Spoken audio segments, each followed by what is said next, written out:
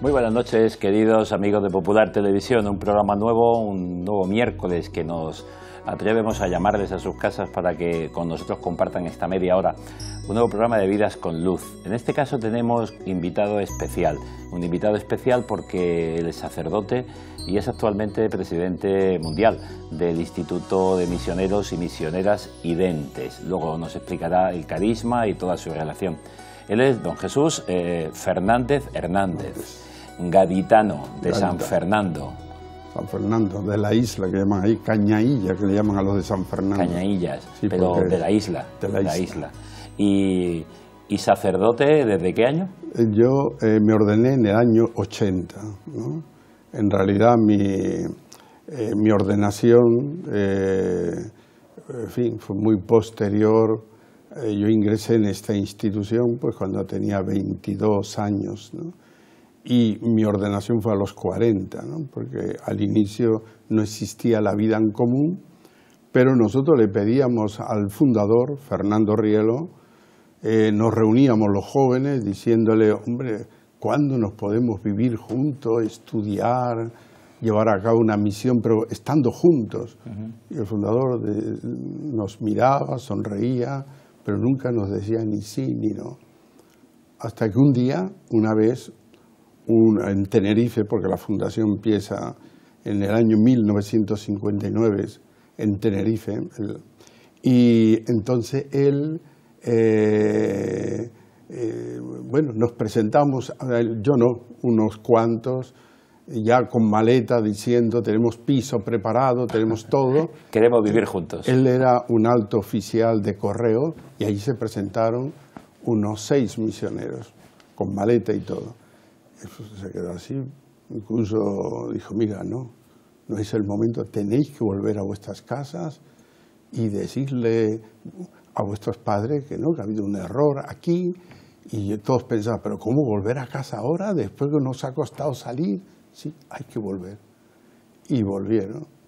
Y él nos llamó la atención a todos, pero luego nos dijo, habéis hecho bien. Y dio el paso porque él esperaba un signo. Claro, porque era algo que no comenzaba y Dios va escribiendo poco a poco. Uno es el Espíritu Santo quien lleva. Exacto, él esperaba un signo. Él siendo oficial de correos, como dice, empezó simplemente pues con una llamada especial a la santidad en un modo concreto. Él en realidad, él bueno, vivió la Guerra Civil Española en Madrid, con todas las dificultades. Su padre, con todos los problemas, era un alto oficial de correo, también profesor de matemáticas. Y, bueno, después de la Guerra Civil, su padre se quedó paralítico y él, como los hermanos, empezaron a trabajar y él entró como funcionario, que era lo primero que pudo, las oposiciones que había, y le tocó a Granada. Y en Granada, él era muy joven, ¿no? Bueno, esto es una foto de Nueva York, la casa nuestra de Nueva York. Él ya estaba mal de su salud. Ya le explicaré que sufrió más de 23 intervenciones quirúrgicas. Vaya. Una de las últimas fue la amputación de la pierna. Pero era un hombre de una alegría, de un buen humor, era un amigo, se adaptaba a todos. Lo que contaba hace un momento de que era curioso, ¿no? Que se sentaba y paseaba con tranquilidad y los jóvenes venían a él y a tomar una Coca-Cola o cualquier cosa, enseguida un montón de jóvenes porque la conversación ya atraía, ¿no? Exactamente, era funcionario de correo, en último momento estaba en una plaza, la Plaza de España, y había una calle, se llama Calle El Castillo, que va desde la Plaza de España a la Plaza Baile, y él iba despacio para que pudiéramos hablar con él. Nosotros nos llamamos por teléfono y cada 10 o 15 metros o 20, pues iba uno, le llamábamos al otro, no había móvil, había que llamar por uno fijo, y así, y él lo sabía, porque era un día, otro día, y él sonreía, y él sabía todas las tácticas que estábamos siguiendo para poder hablar con él. Pero él se dejaba ver, siempre se sentaba en una cafetería porque no teníamos casa en aquel lugar. Y allí estábamos sentados estaba el fundador sentado, íbamos uno, íbamos dos, a veces éramos 30, él ya decía, por favor, que esto estamos llamando la atención. Y de hecho, él nos invitaba, porque a veces no teníamos dinero nosotros, éramos estudiantes, algunos en la universidad, pero él era siempre atentísimos a todo, ¿no? Pues hemos empezado hablando de Jesús sacerdote, vamos a ir hacia atrás. Jesús, el noveno de una familia de 13 hermanos, ¿no? ¿Cómo vive esta realidad siendo ahí en medio con un montón de hermanos mayores? ¿Y cómo se vive la fe en la casa, en esa familia? Pues la verdad yo lo recuerdo como días maravillosos. Habían problemas, claro, ahí está toda la familia, el más pequeño hoy se está jubilando, se llama Rafael, en la Universidad de La Laguna, profesor de literatura. Cada uno tenían carreras distintas, de marina, de derecho, de economía, medicina. Yo que estudié química en la Universidad de La Laguna. Eso nos une. ¿Eh? Yo soy bioquímico también. Ah, también, pues somos de casi la familia. Nos une. Primos hermanos. Y banqueros, psicólogos, en fin. O sea que prácticamente en la familia había de todo. Cualquier profesión que fuera necesaria y había alguna. Mi padre era militar, era teniente coronel de infantería marina, pero era juez de la comandancia marina de Santa Cruz de Tenerife. Y la casa era como una pequeña ONU, hablábamos de derecho, aprendíamos todo. Claro, que la profesión de cada uno se ponía allí. Sí, se exponía allí, sabíamos de derecho, sabíamos de tribunales, sabíamos de causas, sabíamos del derecho procesal, aunque éramos de química o éramos de otras carreras. Y los sábados teníamos una reunión familiar donde mis padres, como buen marino, nos enseñaba a bailar, como mi madre, las hermanas mayores, hasta tal punto que los amigos nos decían, ¿por qué no vienes los sábados con nosotros? Es que lo paso muy bien en casa. El espectáculo estaba en casa. En casa, y entonces venía, y nos reuníamos hasta 40. Pero baile, canción, sí, música, chistes, de todo. Es todo, es como se llamaba en aquella época guateque. Guateque. ¿no? Pues era así, pero un ambiente familiar, la verdad que lo pasamos bien. Atraía hasta a los amigos, ¿no? Exactamente. Mis padres eran hombres de fe, ¿no? Mi madre profundamente religiosa, mi padre también, con otro estilo, y la familia éramos hombres, personas de fe, pero cuando yo ya ingresé en la universidad, de alguna, no es que me alejara, pero una fe ya más débil, y fue cuando ocurrió todo ese proceso, ¿no? Un proceso que en realidad para mí comienza desde el momento de nacer, que aunque yo no lo recuerdo, pues me lo han contado. Nací en el año 39, el 4 de abril, 3 días después de la victoria. Mi padre estaba en Cartagena, aquí, Cartagena de India. Perdón, Cartagena, estoy hablando yo ahora de Colombia. Estaba, y los médicos, la mayoría estaban todavía en el frente, aunque acababan de terminar la guerra. Y por lo tanto yo, con una partera, nací en casa y nací negro, que no respiraba nada de nada. Era la madrugada del jueves viernes al viernes, del jueves santo al viernes santo. Y mi abuela me sacó al balcón y pasaba por allí Jesús del gran poder. Entonces ella le hizo una promesa, primero de llamarme Jesús, además yo me llamo Jesús de los milagros. Y segundo, algo que nunca me dijo ni nadie, no se lo dijo a nadie, que me ofreció para que yo fuera sacerdote. Ella muere casi con 100 años, un poco antes de morir, mejor dicho, después de mi ordenación, ella me dice, yo ya puedo morir, como ese pasaje del Evangelio, ¿no? Porque tú eres sacerdote, yo lo pedí. Y yo, abuela, nunca me dijiste nada, ¿no? Yo oraba y confiaba, sabía que tú te ibas a ordenar, a pesar que eras químico, que si tenías novia, que si tenías... Yo sabía, o sea, empecé a entender lo que es, con mi abuela también, lo que es la fe. Pero mi proceso empieza con un hermano mayor, que está ahí, aquí no estaba, está en la otra foto, abogado, y él era de Acción Católica, presidente. Y yo le veía que a veces salía con un maletín, no llevaba nada, volvía, y yo tendría 9 años, 10, él tendría 20, 21, estudiaba Derecho. Y un día que él dejó el maletín y él se fue a hacer alguna cosa a los niños, y yo cogí, abrí el maletín. ¿Qué tendrá dentro? Y me encontré los evangelios, un crucifijo y el rosario. Yo esperaba encontrar otra cosa. Una revista, deportes, alguna cosa. Y aquel crucifijo, sobre todo, yo lo cogí. Era un crucifijo un poco grande. Y en ese momento entró mi hermano. Y digo, ¿qué haces?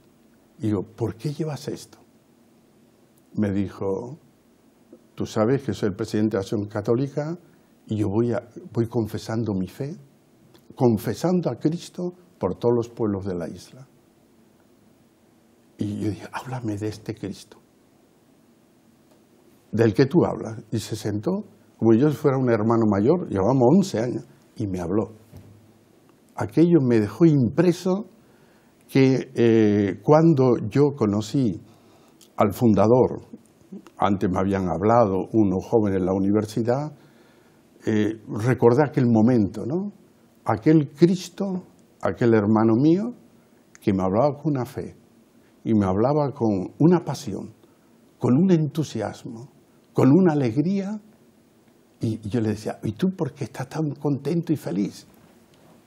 Me enseñó esto, y me enseñó el Evangelio. Y él abrió el Evangelio y me leyó una frase que en aquel momento no entendí, pero después la entendí. Dice, en lo más secreto, decía Cristo, lo más íntimo, ahí está mi Padre Celeste. Y él me habló del Padre, y resulta que nuestro Padre Fundador, cuando le conocí, me empezó a hablar del Padre. Empecé a unir. O sea, que hay algo que no son casualidad, como la providencia. Dios escribe perfectamente y nos va conduciendo. Y hay cosas de nuestra infancia, de nuestra adolescencia, que van marcando detalles y luego encuentran su sentido más adelante. Exactamente. Y entonces yo me ordené a los años 80, tenía ya 41 años, ¿no? Y yo recordé mucho las palabras de mi abuela. Y yo, esto que dice el Santo Padre, los abuelos son importantísimos en las casas. Transmiten la fe. Qué pena que a veces se les aparta porque ya no son productivos. Como habla la sociedad del descarte, ¿no? Les habla, rellevémoslos a una residencia y lo que aprendemos con los abuelos en casa. Claro. Primero de ver la debilidad humana, pero sobre todo la sabiduría que ellos tienen y la potencia de fe. Claro. Y yo que ahora, como nosotros estamos en 4 continentes, cuando íbamos a los países del este, que el fundador nos envió a Rusia, a Polonia, Yugoslavia, la República Checa, Eslovaca, y yo veía cómo los jóvenes estaban bautizados, y gracias a los abuelos, porque los padres, si bautizaban a sus hijos, perdían el trabajo, perdían todo. Los abuelos, como ya estaban jubilados, ellos mantenían la fe, los bautizaban en pueblos lejanos, donde las autoridades no tenían que ver. Esa lucha de los abuelos es algo como yo vi cómo luchó mis abuelos, y precisamente esta abuela, digo, esto es una realidad.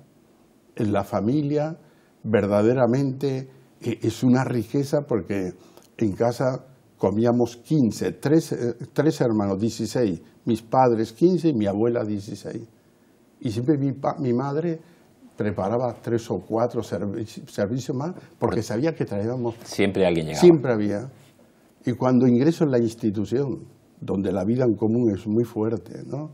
El ambiente familiar. Y claro, por ejemplo, estamos en Roma y estamos comiendo, no en mesas separadas, una mesa grande, somos 25, 26, exactamente igual que cuando yo era niño.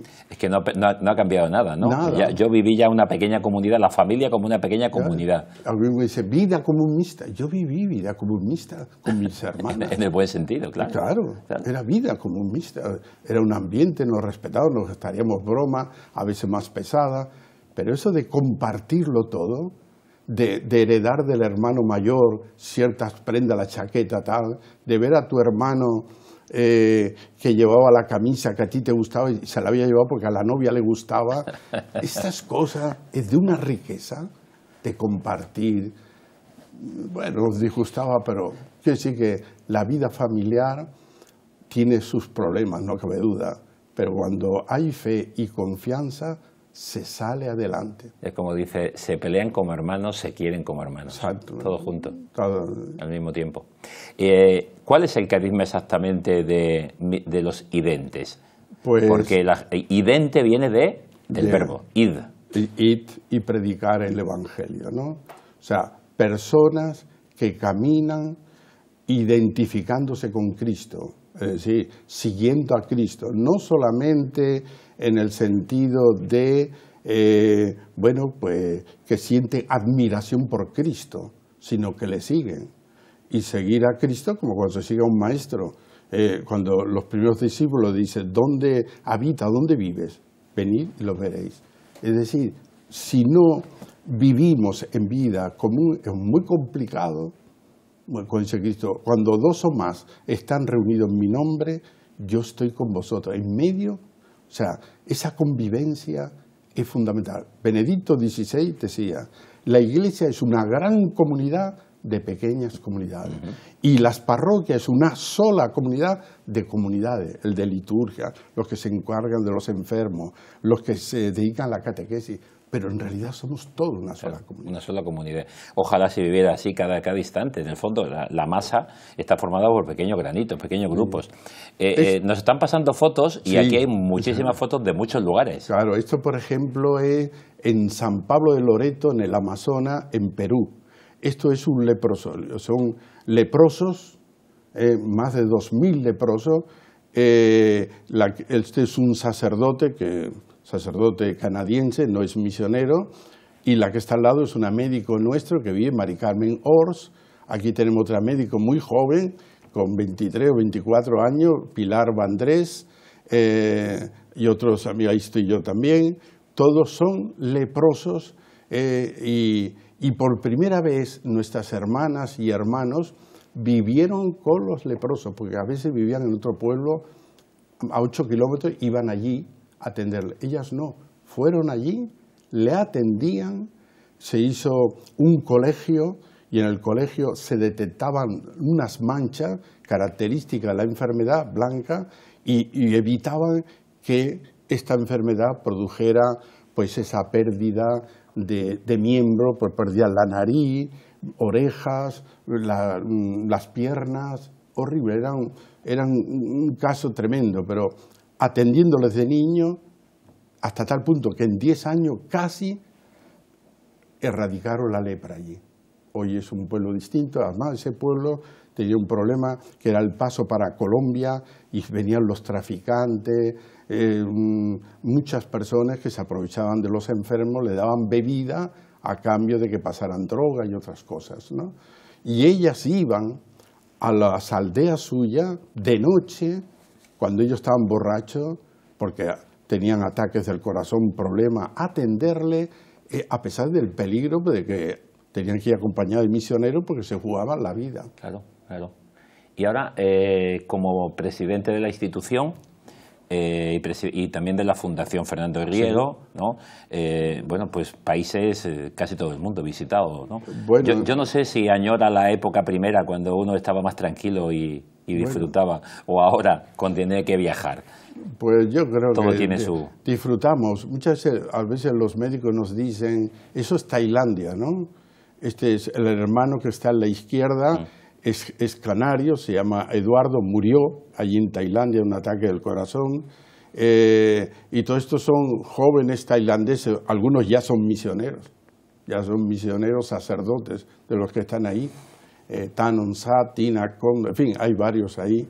Y la verdad que, bueno, pues estamos en 4 continentes, en 25 países, nos dedicamos a la juventud, que está alejada de la fe particularmente, al mundo de la cultura, al mundo intelectual.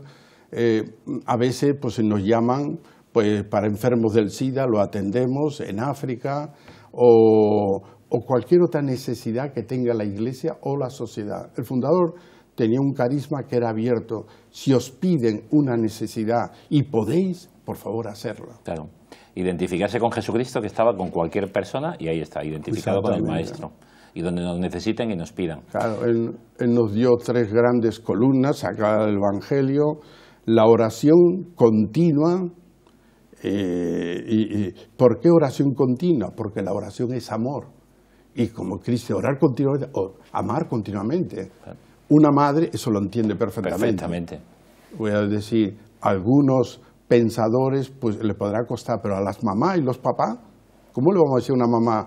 Usted ama a su hijo un ratito por la mañana, otro ratito al mediodía, otro por la tarde. Me tacha de loco. Yo amo a mi hijo las 24 horas del día, incluso cuando duermo.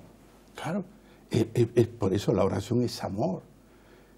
Nos enseñó lo que, sobre todo el sacramento de la penitencia unida a la Eucaristía, que es amor y es un estado de agradecimiento. Cuando una persona vive agradecida, es muy difícil pensar mal de otra. Y luego, no solamente leer el Evangelio, vivirlo y transmitirlo. Y 2 cosas que él nos dijo: la santidad es posible y el Evangelio es posible vivirlo. ¿Cómo nos va a decir Cristo, sé santo, como mi Padre Celestial es santo, y yo no puedo vivirlo? Con lo cual ahora habrá sido una alegría para don Jesús Hernández la última carta pastoral del Papa. Ah, sí, bueno. Sobre la santidad. Sobre la santidad, claro. En el día a día. Sí. No, aquí, por ejemplo, esto está en África, Camerún, en Yaoundé, que tenemos una parroquia en unos suburbios, pero también tenemos la parroquia universitaria de Soa, donde hay unos 40.000 estudiantes. Y esto, nosotros tenemos todos los viernes y sábados, hay unos 1.000 niños que están con nosotros jugando, enseñándole catequesis. Y hay niños, este niño del peto rojo o color naranja, es muy gracioso porque él todos los días tiraba sus zapatillas, llamaba y para recogerla, pero después entraba y se metía en el jardín y nadie había manera de cogerlo.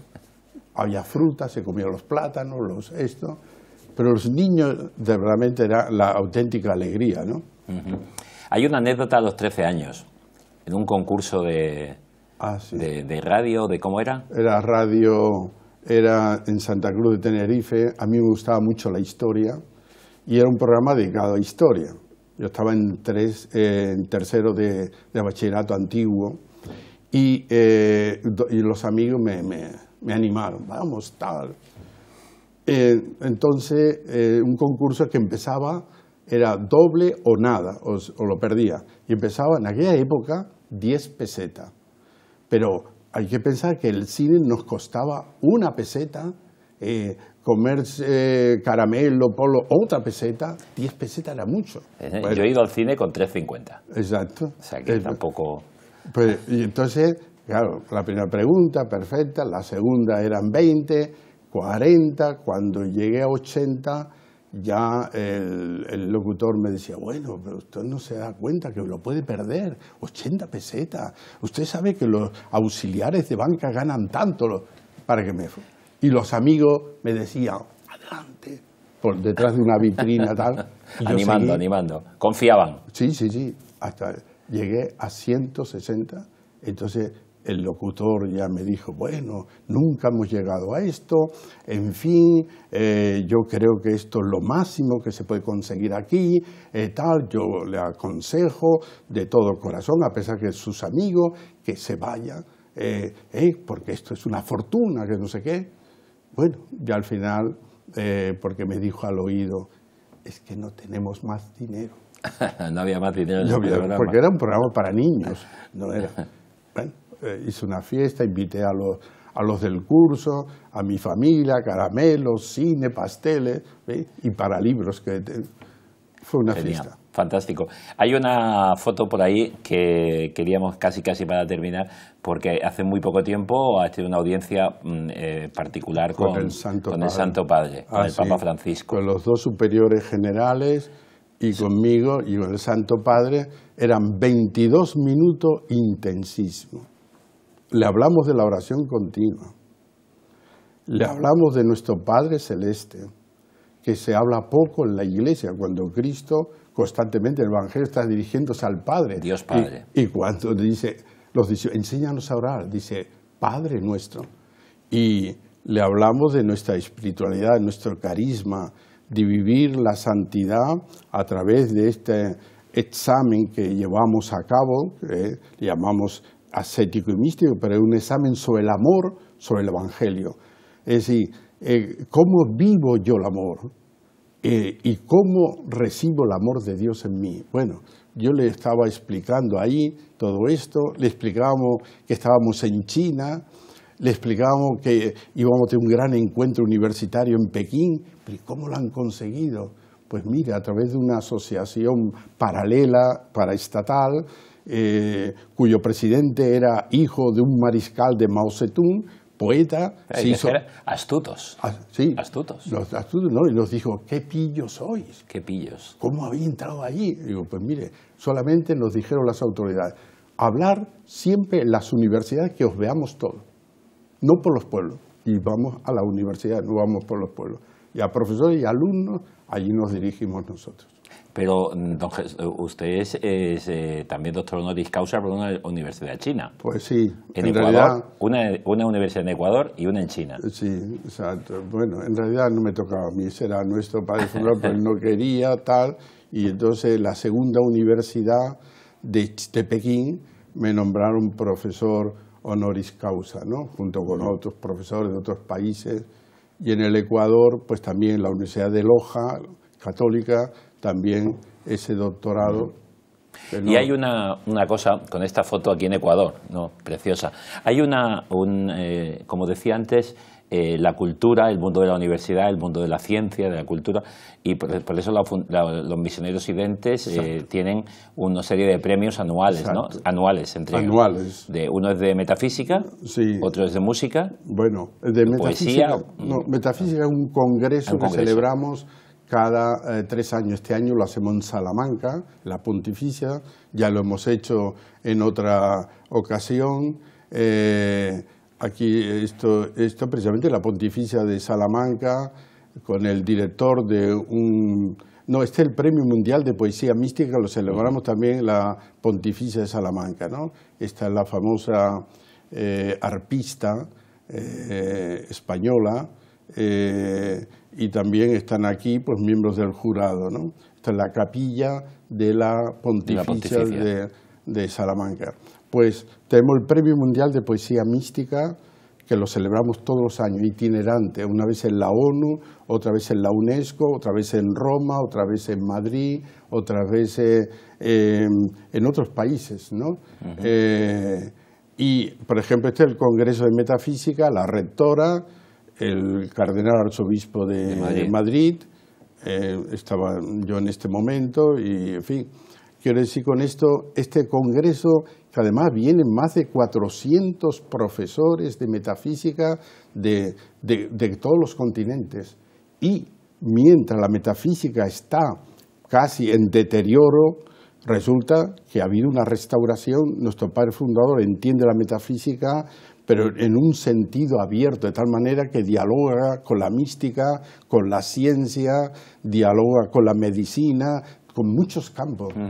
Entonces, esta es una ganadora del Premio Mundial de Poesía Mística en Roma, el cardenal Ouellet, que es el prefecto de los obispos, también muy enamorado del pensamiento de Fernando Rielo, sobre todo respecto a la Santísima Trinidad. ¿Cuántos misioneros y misioneras hay hoy en el mundo? Bueno, 25 países, 4 continentes. Sí, en vida común pues seremos alrededor de 500, ¿no? Pero externos, consagrados exactamente con votos, son unos 1000. Luego está la familia idente, que vive en nuestra espiritualidad y que son unos 30.000. Después hay una juventud idente, que son 27, 28.000, que también viven en esta espiritualidad. Y se va creando como lazos exacto. Y como cuando tiras una piedrecita en el lago y poco a poco se va difundiendo todo. Exactamente. Pues este es en el fondo es el último mensaje de Jesús. Sí. San Mateo termina así el Evangelio. Id al mundo entero. En el Evangelio del día de la Ascensión, exacto, San Marcos nos dice lo mismo: id al mundo, a toda la creación y anunciarles el Evangelio. Exacto. Y ese es el carisma. Yo creo que de todo cristiano, no solo de los identes, sino de todo el mundo. Ojalá lo viviéramos. Sí. Yo siempre digo a todo, porque a veces tenemos que hablar gente no creyente, digo, mire, todos tenemos que ser honestos, transparentes y responsables. Desde luego, los que tenemos fe, los bautizados, por lo pronto la oración, la Eucaristía unida al sacramento de la reconciliación y vivir y transmitir el Evangelio. Por eso las parroquias tienen que ser lugares de oración y de evangelización. Salir, eso que está diciendo el Papa, hay que salir. Porque sal de tu tierra, yo tengo que salir de mi interior para ir a Dios y por lo tanto ir a las personas, ¿no? Sin oración es imposible ir adelante. Pues con ese mensaje nos vamos a quedar, salir de nosotros para encontrarnos con Dios mediante el encuentro con el hermano, ir a Él y presentarles pues este programa de vida, que es, yo creo que nadie se pueda negar a él, transparencia, responsabilidad, honestidad. ¿Cómo sería el mundo si cada uno desde su ideología o idea política, social e incluso religiosa viviéramos ese trípode de la honestidad, la responsabilidad y la transparencia? Pues con esta foto, con una cara ahí de alegría, ambos pues saludándose, vamos a terminar. Don Jesús, muchísimas gracias. Un gaditano que a los poquitos años va a Tenerife, que ahí encuentra a Fernando Rielo, que se enamora de ese carisma de Misioneros Identes, que luego termina como sacerdote. ¿Y la química qué? Ahí guardada un poquito. La tengo guardada. Para enseñarle a jóvenes de vez en cuando a hacer algún problema de química. Pues muchas gracias por el testimonio, muchas gracias por este rato que hemos pasado juntos y a seguir transmitiendo este mensaje de este Evangelio al mundo. Pues yo muchísimas gracias por este momento que me ha recordado momentos de mi vida, momentos con Cristo y sobre todo ese sentido al estar contigo, un sentido de paz, de alegría y de felicidad, que se lo agradezco. Pues muchísimas gracias. Y a ustedes, señoras y señores, ya lo saben, cada miércoles, si quieren, tienen media hora con nosotros. Pero ya saben también que en YouTube pueden tener todos nuestros programas, desde esta ya es la 7ª temporada, más de 170 programas, pueden ustedes buscar Vidas con Luz o con el nombre de alguno de estos invitados que ha pasado y pueden tener relación con todos ellos. Ahí les dejamos un programa más. Hasta la semana que viene, si ustedes quieren. Muy buenas noches.